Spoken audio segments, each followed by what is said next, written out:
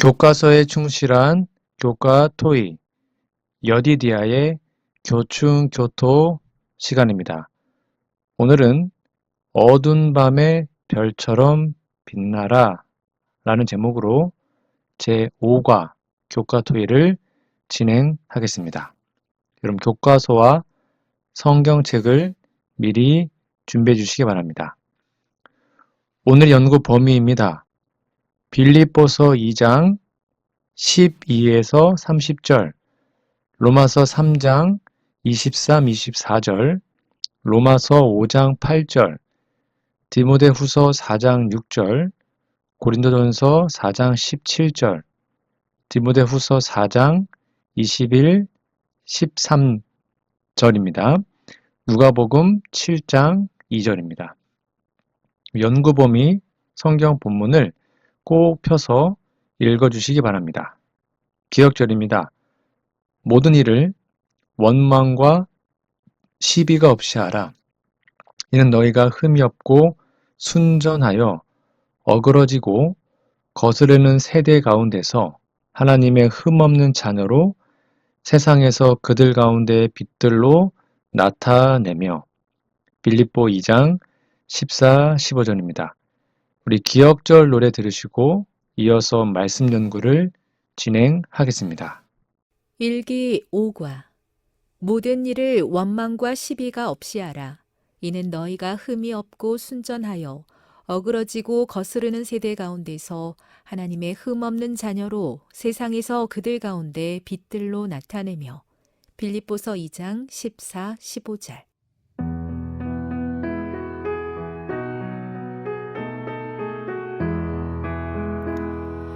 모든 일을 원망과 시비가 없이 하라. 이는 너희가 흠이 없고 순전하여 어그러지고 거스르는 세대 가운데서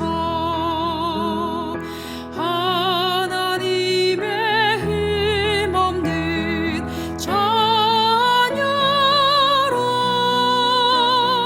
세상에서 그들 가운데 빛들로 나타내며.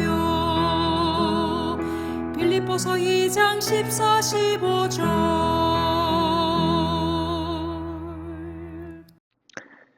1월 25일 일요일입니다. 제목은 하나님이 하시는 일을 우리가 이룬다. 교과서 질문입니다. 빌립보서 2장 12, 13절 읽어보라. 바울이 너희 구원을 이루라고 말한 것은 무슨 뜻인가? 당신은 믿음과 행함의 관계를 어떻게 설명하겠는가? 오늘 본문 말씀은 그리스도인 생애의 핵심적인 역동성을 보여주는데요. 사도 바울이 권면한 두렵고 떨림으로 너희 구원을 이루라는 말씀은 결코 인간의 노력이나 공로로 구원을 획득하라는 뜻이 아닙니다. 이 말씀은 하나님께서 우리 안에 이미 시작하신 은혜의 역사를 우리 삶의 실제적인 경험으로 나타내라는 협력의 부르심이죠. 자, 여기 말한 너희 구원을 이루라는 말씀의 참된 의미가 뭘까요?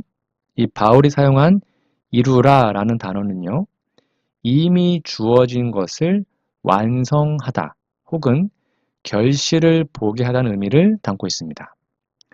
이는 구원의 기초를 닦으라는 말이 아니라 하나님께서 선물로 주신 구원이 우리의 품성과 행실을 통해 온전히 나타나게 하라는 권고이죠. 그래서 재림교회 성경 주석은 이 과정을 하나님과 인간의 협력으로 설명합니다. 오해하지 마세요. 구원은 전적으로 하나님의 은혜로 주어지는 선물이에요. 근데 그 선물을 받기 위해서는 우리가 우리의 의지로 선택을 하고 손을 내밀어 받아야 되잖아요. 이게 바로 믿음입니다. 받아들이고 유지하고 그 원칙에 순종하기로 선택하는 것은 우리 몫이에요. 그러니까 우리가 두렵고 떨림으로 임해하는 이유는 우리 자신의 능력이 부족해서가 아니라 자칫 자아의 교만이나 방종으로 인해서 하나님께서 우리 안에서 일하실 기회를 놓칠까 염려하는 거룩한 경외심 때문이죠. 결국 구원을 이루라는 것은 내 안에 계신 성령의 음성에 매 순간 굴복하며 그분의 인도하심을 삶의 구체적인 선택들로 번역해내라는 뜻입니다. 그러면 믿음과 행함의 관계가 뭐라고요? 뿌리와 열매입니다. 믿음과 행함의 관계는 결코 분리될 수 없는 하나의 생명체와도 같죠. 그래서 믿음으로 말미암아 은혜로 구원을 얻는 겁니다. 그러나 그 믿음은 단순한 지적 동의가 아니라 사랑으로서 역사하는 믿음이죠. 즉 믿음은 뿌리입니다. 우리가 구원받는 유일한 근거는 예수 그리스도의 공로입니다. 믿음은 하나님께서 거저주시는 능력을 붙잡는 손입니다. 그리고 행함은 열매이죠. 참된 믿음이 마음속에 자리 잡으면 그것은 반드시 순종이라는 외적 증거로 나타납니다. 행함은 구원을 얻기 위한 수단이 아니라 구원받은 영혼이 나타내는 자연스러운 반응이자 감사인 것이죠. 영감의 글에도 우리가 그리스도께 굴복할 때 마음은 마음과 결합되고 의지는 의지에 합해지며 정신은 정신과 하나가 되고 생각은 그분께 사로잡히게 되어 우리는 그분의 생애를 살게 된다고 기록합니다. 이것이 바로 행함의 본질이죠. 즉 내 노력이 아니라 내 안에 계신 그리스도께서 그분의 기쁘신 뜻을 위해 나를 통해 일하시는 겁니다. 따라서 행함은 믿음의 완성이지 결코 믿음의 반대 개념이 아닙니다. 여러분, 지금 우리의 마음속에 선한 열망이 일어나고 있습니까? 더 거룩하게 살고 싶고 주님의 뜻을 따르고 싶은 간절함이 느껴지십니까? 그것은 우리의 생각이 아니라 바로 하나님께서 우리 안에서 자기의 기쁘신 뜻을 위하여 우리에게 소원을 두고 행하게 하시는 성령의 손길임을 기억해야 합니다. 우리의 연약함을 두려워하지 마십시오. 우리가 할 일은 오직 우리 자신을 그분께 맡기는 것입니다. 하나님, 저는 할 수 없으나 우리 안에 계신 주님은 할 수 있습니다. 오늘 저의 의지를 주님께 드립니다라고 고백하시기 바랍니다. 그것이 바로 우리가 해야 하는 일입니다. 밑에 있는 두 번째 질문입니다. 로마서 3장 23, 24절, 로마서 5장 8절, 에베소서 2장 8에서 10절 읽어보라. 이 구절들은 구원에 대해 무엇을 가르쳐 주는가? 이것은 바로 우리 교회가 선포하는 영원한 복음의 핵심을 관통하는 성경절들입니다. 이 구절들은 인류의 절망적인 상태와 그것을 압도하는 하나님의 무한한 은혜, 그리고 그 은혜가 우리의 삶에서 어떻게 열매 맺는지를 설명하고 있습니다. 자, 첫 번째, 인류의 보편적 절망과 하나님의 무조건적인 선제적 사랑을 살펴볼까요?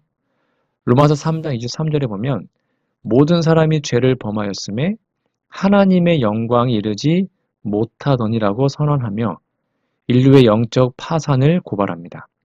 죄는 단순히 도덕적인 실수를 넘어 하나님의 거룩한 품성으로부터의 단절을 의미합니다. 재림교회 성경 주석은 이 상태를 스스로의 힘으로는 결코 빠져나올 수 없는 죽음의 수렁으로 묘사하죠. 그러나 이 절망의 끝에서 로마서 5장 8절은 놀라운 반전을 선포하죠. 우리가 아직 죄인 되었을 때 그리스도께서 우리를 위하여 죽으심으로 하나님께서 우리에 대한 자기의 사랑을 확증하셨느니라. 하나님의 사랑은 우리가 회개하거나 자격을 갖추었을 때 시작된 것이 아닙니다. 하나님은 우리가 그분을 사랑하기 전에 먼저 우리를 사랑하셨죠. 십자가는 반역한 인류를 향한 하나님의 선제적인 구원의 의지임을 일깨워 줍니다. 그러면 값없는 선물, 믿음으로 말미암은 의는 뭘까요? 로마서 3장 24절입니다. 그리스도 예수 안에 있는 속량으로 말미암아 하나님의 은혜로 값없이 의롭다 하심을 얻은 자 되었느니라. 여기에서 값없이라는 표현은 구원이 전적으로 하나님의 자비에 근거한 선물임을 뜻합니다. 에베소서 2장 8절과 9절은 이를 다시 한번 확증하는데요. 너희는 그 은혜에 의하여 믿음으로 말미암아 구원을 받았으니 이것은 너희에게서 난 것이 아니요 하나님의 선물이라. 행위에서 난 것이 아니니 이는 누구든지 자랑하지 못하게 함이라. 우리 재림교회는요. 우리가 의롭다 하심을 받는 유일한 수단이 믿음임을 가르칩니다. 이 믿음조차 하나님이 주신 기회임을 붙잡는 것일 뿐 결코 인간의 공로가 될 수 없습니다.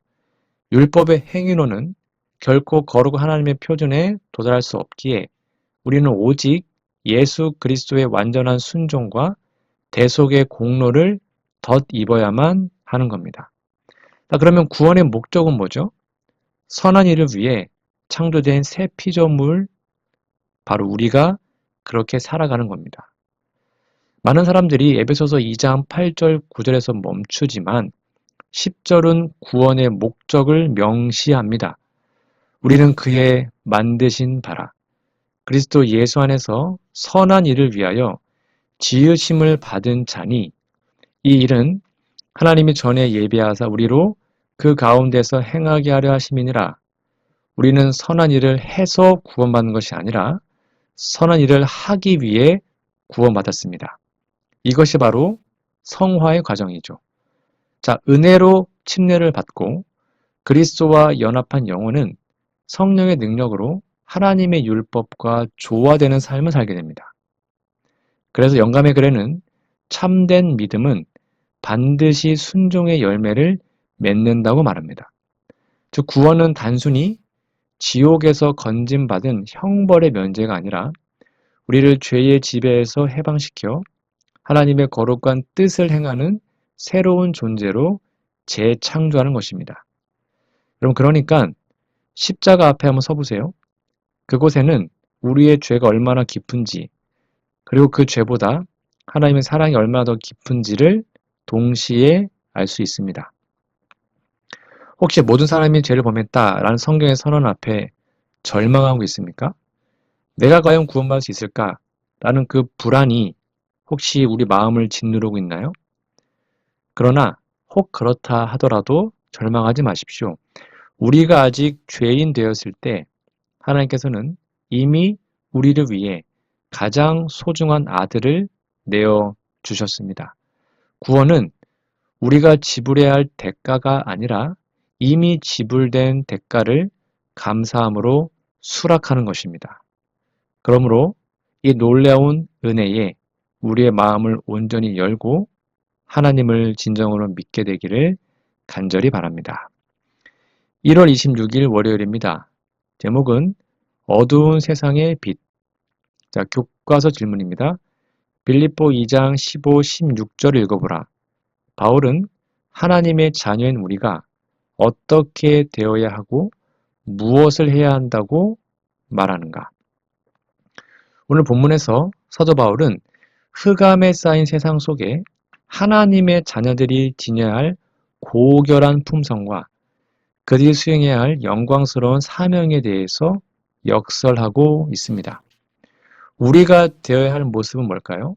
바로 세상과 구별된 흠없는 품성입니다. 사도 바울은 우리가 흠이 없고 순전하여 어그러지고 거스르는 세대 가운데 하나님의 흠없는 자녀가 되어야 한다고 강조합니다. 이는 단순히 도덕적인 결점이 없는 상태를 넘어 우리 안에 내재하시는 그리스도의 품성을 온전히 반사하는 상태를 의미합니다. 또한 구별된 존재로 살아가야 되는데 어그러지고 거스르는 세대라는 표현은 진리에서 떠나 도덕적으로 영적으로 혼란에 빠진 세상을 묘사하죠. 하나님의 자녀는 이러한 세상의 조류에 휩쓸리지 않고 오히려 그 어둠과 대조되는 거룩함을 지녀야 합니다. 그래서 영감의 글에는 품성은 능력이다라고 말하고 신의 성품에 참여하는 것이 하나님의 자녀가 되는 핵심이라고 가르칩니다. 즉 우리가 침례를 받고 그리스도와 연합했을 때 우리는 하늘 가문의 이름을 가질 뿐만 아니라 그 가문에 합당한 순전함과 흠 없음을 삶으로 나타내야 합니다. 이것이 바로 세상이 부인할 수 없는 강력한 복음의 증거가 되는 겁니다. 자, 그러면 우리가 해야 할 일은 뭘까요? 생명의 말씀을 밝히는 빛의 사명을 감당해야 합니다. 바울은 하나님의 자녀가 된 우리가 세상에서 빛들로 나타내며 생명의 말씀을 밝혀야 한다고 권고합니다. 이는 정적인 존재로 머무는 것이 아니라 역동적으로 진리를 전파하는 사명을 말합니다. 세상의 빛, 즉 빛들로 나타낸다는 것은 우리 스스로가 빛을 발한다는 뜻이 아닙니다. 우리는 의의 태양이신 그리스도를 반사하는 달과 같습니다. 즉, 이 빛들이 항해자들을 인도하는 천체나 등대와 같은 의미로 이해하시면 됩니다. 어두운 바다에서 길을 잃은 영혼들에게 우리는 안전한 항구인 하늘 본향으로 향하는 길을 비추어야 합니다. 그리고 여기 밝힌다 또는 붙든다로 번역된 이 단어는요, 하나님의 말씀을 제시하다라는 것으로 이해하셔도 됩니다. 우리는 단순히 말씀을 개인적으로 간직하는 데 그치지 않고 굶주린 세상에 생명의 떡인 하나님의 말씀을 적극적으로 나누어 주어야 합니다. 바울은 성도들이 이렇게 살아갈 때 자신의 수고가 헛되지 않고 그리스도의 날에 자랑할 것이 있을 거라고 말합니다. 이는 재림의 때에 우리가 주님께 드릴 가장 큰 선물은 우리를 통해 변화된 영혼들이라는 것과 일맥상통하는 가르침이죠. 여러분, 지금 우리가 사는 세상은 참으로 어둡고 혼탁합니다. 진리는 왜곡되고 사랑은 식어지고 많은 영혼들이 삶의 방향을 잃고 방황하고 있습니다. 바로 이러한 때에 주님께서는 우리를 향해 너는 나의 자녀요 세상의 빛이다라고 말씀하십니다. 우리의 일상이 때로는 평범하고 무의미해 보일지라도 그리스도의 사랑으로 친절을 베풀고 진리의 원칙을 우리가 굽히지 않을 때 우리는 세상에서 아니요 우주에서 가장 빛나는 하나님의 등대가 될 것입니다. 오늘 하루 당신의 우리의 말 한마디와 행동 하나하나에 누군가에게는 생명의 말씀이 되고 누군가에게는 절망 속에서 발견한 한 줄기의 빛이 되기를 간절히 바랍니다. 1월 27일 화요일입니다. 제목은 산제사. 교과서 질문입니다. 빌립보서 2장 17절, 디모데후서 4장 6절, 로마서 12장 1절 2절, 고린도전서 11장 1절 읽어보라. 바울은 이 구절에서 무엇을 말하고 있는가? 이 구절은 사도 바울의 신앙 철학의 정점이자 그리스도인 삶에 도달해야 할 가장 고결한 경지를 보여줍니다. 바울은 자신의 생애를 제단 위에 부어지는 제물로 이해했습니다. 우리 또한 그 길을 따르라고 초청하죠. 이 말씀은 전적인 헌신과 본보기의 삶입니다. 자, 여기 관제로 부어지는 삶, 이게 뭐냐면 죽기까지의 헌신을 말하는데요. 빌립보 2장 17절과 디모데후서 4장 6절에서 바울은 부어짐, 관제라는 것을 말합니다. 구약의 제사 제도에서 관제는 제물 위에 포도주를 붓는 마지막 의식을 의미합니다. 이것은 바로 기쁨의 희생이죠. 바울은 성도들의 믿음의 제물 위에 자신의 생명을 마지막 한 방울까지 쏟아붓는 것을 결코 슬퍼하지 않았습니다. 오히려 그는 기뻐하고 너희 무리와 함께 기뻐하니라라고 고백하죠. 즉, 바울이 복음 사업을 위해 자신의 생명을 기꺼이 바칠 준비가 된 상태, 즉 자아를 완전히 비운 상태입니다. 이것은 준비된 작별도 말하고 있죠. 디모데후서 4장 6절에 보면 전제와 같이 내가 벌써 부어지고라는 고백은 그의 순교가 임박했음을 암시합니다. 영감의 글에 보면 바울은 자신의 고난을 바라본 것이 아니라 그리스도의 승리와 복음의 확장을 바라보았기에 이토록 담대할 수 있었다라고 기록합니다. 자, 그러면 산 제물은 어떤 의미일까요? 일상의 거룩한 예배를 말하죠. 바울은 죽음 앞에서의 헌신뿐만 아니라 살아있는 동안의 헌신에 대해서도 로마서 12장 1절 2절을 통해 강력히 권고하죠. 몸으로 드리는 예배입니다. 너희 몸을 하나님이 기뻐하시는 거룩한 산 제물로 드리라. 이 말씀은 우리의 전 존재, 우리의 지성, 감성, 육체를 하나님의 소유로 맡기라는 뜻입니다. 즉, 이것은 물론 건강 기별의 기초가 되기도 합니다. 그러나 우리는 우리의 육체가 성령이 거하시는 전이기 때문에 정결한 생활, 습관을 유지하는 것 자체가 하나님께 드리는 영적 예배가 되는 겁니다. 먼저 마음의 갱신이죠. 세상의 가치관을 본받지 않고 마음을 새롭게 함으로 변화를 받는 것은 성화의 과정입니다. 영감의 글에는 하나님께서는 우리의 재능이나 재산보다 우리 자신을 원하신다고 강조합니다. 매일의 삶 속에서 내 의지를 굴복시키고 하나님의 선하시고 기뻐하시고 온전하신 뜻을 분별하는 산 제물의 삶이죠. 그리고 본보기가 되는 삶입니다. 그리스도를 투영하는 거울인 것이죠. 고린도전서 11장 1절에서 바울은 내가 그리스도를 본받은 자 된 것 같이 너희는 나를 본받는 자가 되라고 말합니다. 이는 결코 바울이 자신을 교만하게 드러내는 것이 아닙니다. 바울의 시선은 언제나 그리스도께 고정되어 있었죠. 그분과 연합한 결과 자신의 삶에서 그리스도의 향기가 나타나고 있음을 알았습니다. 즉, 우리들이 그리스도를 닮아가는 것이 구원받은 자의 당연한 증거라는 겁니다. 지도자나 먼저 믿은 자들은 자신의 삶을 통해 다른 이들이 그리스도를 발견할 수 있도록 통로가 되어야 하는 것이죠. 오늘 바울의 고백이 우리의 고백이 되고 있습니까? 나의 생명을 아낌없이 부어들여도 나는 기쁩니다 라고 말할 수 있습니까? 그건 바로 십자가에서 우리를 위해 먼저 관제가 되신 예수님의 사랑을 맛보았기 때문이죠. 주님께서는 우리에게 무거운 짐을 지우는 분이 아니라 우리를 대신해 죽으심으로 우리에게 참된 생명을 주신 분이십니다. 자, 이제 우리들의 차례이죠.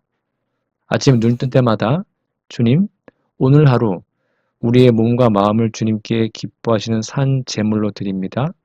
우리의 말과 행동을 통해 누군가가 예수님을 볼 수 있도록 도와주시옵소서라고 기도하는 우리 모두가 되기를 간절히 바랍니다.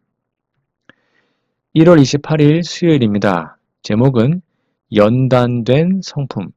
자, 교과서 질문 볼게요. 바울이 디모데에게 대해 이토록 긍정적으로 길게 언급하는 이유는 무엇이라고 생각하는가? 빌립보 2장 19에서 23절을 참조하십시오. 바울은 또 디모데에 대해서 무엇이라 말하는가? 고린도전서 4장 17절과 디모데후서 1장 5절을 참조해서 한번 답을 달아보시기 바랍니다. 사도 바울에게 있어서 디모데는 단순히 동역자 이상의 존재, 즉 그의 복음 사업의 후계자이자 영적인 아들이었습니다. 여러 서신에서 바울이 디모데를 그토록 높게 평가하고 길게 언급한 이유를 좀 설명드려 볼게요. 첫 번째, 빌립보 2장 19에서 23절에 보면 바울이 디모데를 특별히 길게 언급한 이유가 나옵니다. 즉 바울이 감옥에 갇힌 어려운 상황 속에서 빌립보 교회에 디모데를 추천하며 길게 설명한 데에는 이유가 있는데요. 첫 번째, 유일한 같은 마음의 소유자입니다. 즉 바울은 디모데를 가리켜서 뜻을 같이 하여 너희 사정을 진실이 생각할 자가 이밖에 내게 없다라고 빌립보 2장 20절에 말하죠. 여기서 뜻을 같이 하여라는 헬라어는 같은 영혼을 가진 자란 뜻입니다. 즉 바울과 디모데가 그리스도의 사업에 대해서 온전히 동일한 비전과 열정을 공유했음을 말하고 있죠. 또한 디모데는 이기심 없는 헌신을 나타냈습니다. 바울은 그 당시에 다른 사람들이 자기 일을 구하고 그리스도 예수의 일을 구하지 아니한다고 탄식했잖아요. 그러나 디모데는 달랐습니다. 그는 자신의 아님보다 빌립보 성도들의 영적 복지를 먼저 생각하는 그리스도의 마음을 가진 자였습니다.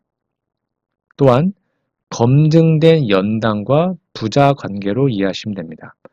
바울은 디모데의 연단을 너희가 안 하니 자식이 아버지에게 함같이 나와 함께 복음을 위하여 수고했다라고 빌립보 2장 22절에 증언합니다. 그래서 바울이 디모데의 온유하고 겸비한 성품, 그리고 변치 않은 충성심을 깊이 사랑했던 것이죠. 바울은 자신의 사후에 복음의 횃불을 들고 나갈 가장 신뢰할 만한 인물로 디모데를 세우고자 했던 겁니다. 자, 그러면 성경의 다른 곳에서 묘사된 디모데는 어떤 모습일까요?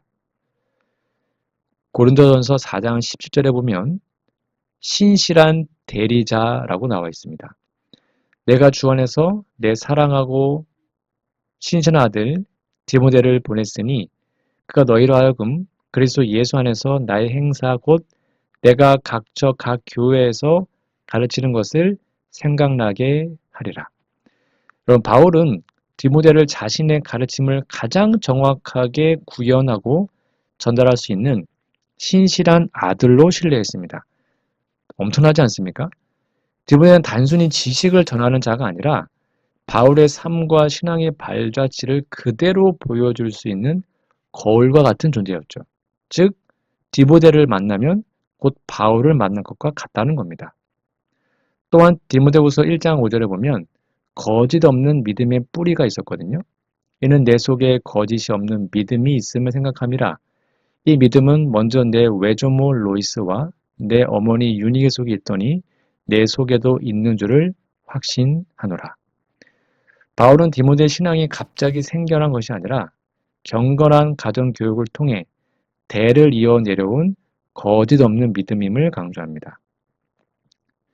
즉, 가정교육의 중요성에 아주 중요한 예시이죠. 어린 시절부터 성경을 배우고 경건한 조상들의 삶을 보고 자란 것이 디모데를 위대한 복음 사역자로 만든 밑거름이 되었던 겁니다. 여러분, 사도 바울이 그토록 신뢰했던 디모데의 모습 속에서 오늘 우리의 사명을 발견하지 않습니까? 바울이 디모데를 보면서 너처럼 나와 같이 나와 마음이 같은 자가 없다라고 말했을 때 그것은 한 인간에 대한 칭찬을 넘어 디모데 안에 살아계신 그리스도의 형상을 보았기 때문입니다. 오늘날 주님께서는 우리에게 묻고 또 묻고 계십니다. 너 나를 위해 내 모든 것을 내어놓을 만큼 나와 마음을 같이 하고 있느냐? 세상의 많은 사람들이 자기의 유익을 구하고 자신의 영광을 위해 달려갈 때 디모데처럼 묵묵히 그리스도 예수의 일을 구하는 한 사람이 되시기 바랍니다. 혹시 우리가 믿음의 유산을 받았다면 이 유산을 우리의 후손들에게도 물려주시기 바랍니다. 우리는 모두 누군가의 디모데가 되어야 하고 동시에 누군가를 디모데로 키워내야 합니다.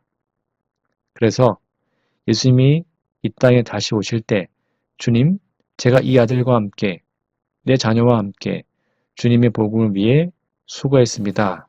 라고 고백할 수 있는 우리 모두가 되기를 간절히 바랍니다. 1월 29일 목요일입니다. 제목은 이런 자들을 존귀하게 여기라. 자, 교과서 질문입니다. 빌립보서 2장 25에서 30절을 읽어보라. 바울은 에바브로디도를 어떻게 묘사하는가? 이 그리스도인 일꾼의 어떤 특정한 태도와 행동이 그의 성품을 드러내는가? 바울은 빌립보 2장 25에서 30절에 에바브로디도를 소개합니다. 이 분은 그 당시 빌립보 교회가 감옥에 갇힌 바울을 돕기 위해 파견한 대표자였습니다. 자, 바울이 묘사한 에바브로디도의 5가지의 호칭을 좀 볼까요? 바울은 에바브로디도를 단순한 심부름꾼이 아니라 4가지 중차대한 영적 관계로 묘사합니다. 이는 하나님의 사업에 참여하는 모든 그리스도인이 지녀야 할 정체성을 보여주죠. 첫 번째는 나의 형제라고 말합니다. 즉 그리스도의 보혈로 맺어진 영적 가족 관계를 말하죠. 함께 수고하는 자다. 복음 전파를 위해 땀 흘리는 동역자임을 강조합니다. 세 번째, 함께 군사된 자다. 즉 대쟁투의 관점에서 선과 악의 싸움에서 함께 싸우는 전투에 임하는 전우였다는 겁니다. 그리고 너희 사자다. 빌립보 교회의 공식적인 대표자로서의 권위를 인정하고 나의 쓸 것을 돕는 자다. 바울의 실제적인 필요를 채워준 구체적인 봉사자였던 겁니다. 바울은 에바브로디도의 구체적인 행동을 통해 그가 가진 그리스도의 마음을 증언합니다. 빌립보 2장 26절에 보면 자아를 잊은 이타적인 염려가 나오는데 그가 죽을 병에 걸렸으나 자신의 고통보다 자신이 아프다는 소식을 듣고 그 근심할 빌립보 교우들이 더 걱정하며 심히 근심했죠. 즉 참된 사랑은 자아를 잊어버리는 거잖아요. 에바브로디도는 바로 그러한 사랑의 소유자였던 겁니다. 그래서 그는 바울을 돕는 일, 즉 그리스도 일을 위하여 죽기에 이르러도 자기 생명을 돌보지 아니했던 겁니다. 그는 주님의 사업을 위해 자신 생명조차 아끼지 않는 철저한 헌신을 보여주었습니다. 그래서 바울은 빌립보 성도들이 직접 오지 못하는 형편에서 에바브로디도가 그 부족함을 온전히 채웠다라고 말합니다.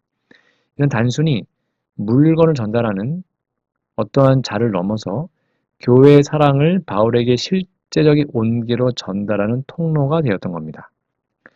여러분, 오늘 우리는 에바브로디도라는 이름 속에 새겨진 희생과 사랑의 향기를 맡습니다.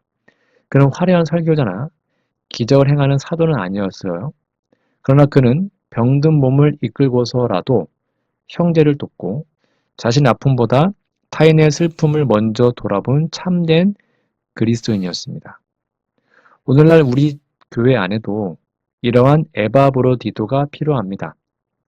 보이지 않는 곳에서 묵묵히 헌신하며 교회의 부족한 부분을 자신의 삶으로 채우는 분들 말이죠.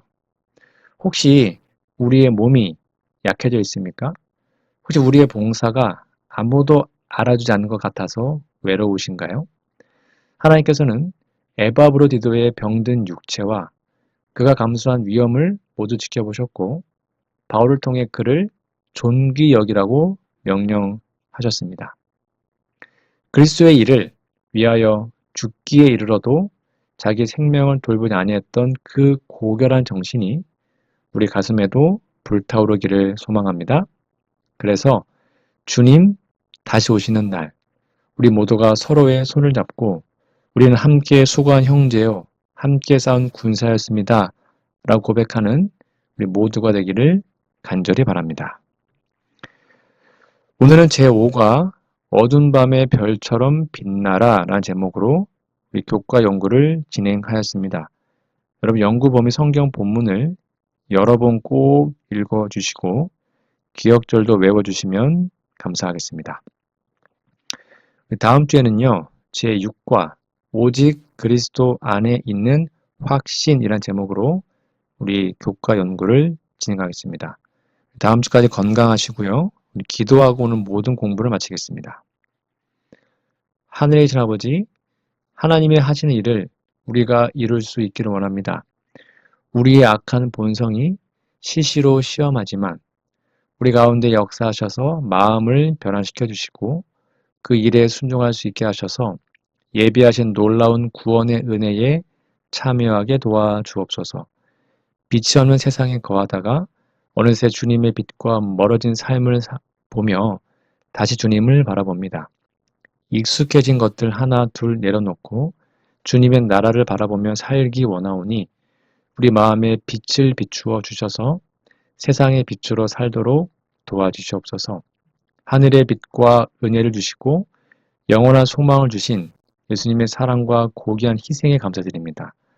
놀라운 부르심 앞에 부족한 종이 무엇을 할 수 있을지 모르지만 작은 것이나마 주님 나라를 위해 드리기 원하오니 우리의 마음에 함께하여 주옵소서. 세상에서 겪는 고난과 시험 가운데서 우리를 건져주시며 마음을 지켜주시기를 기도합니다. 고통으로 눈물 흘리며 씨름하지만 별처럼 빛나는 성품으로 연단하시는 하나님의 뜻을 보게 하시고 주님의 손잡고 이겨낼 수 있도록 도와주시옵소서. 우리 가운데 있는 부와 명예를 존귀하게 대하는 세상을 닮은 속성을 이길 수 있기를 기도합니다. 교회 안에 있는 이러한 잘못을 용서해 주시고 참된 그리스도인의 사랑과 정신으로 서로를 대하고 존경할 수 있도록 은혜를 베풀어 주시옵기를 예수님의 이름으로 간절히 기도합니다. 아멘.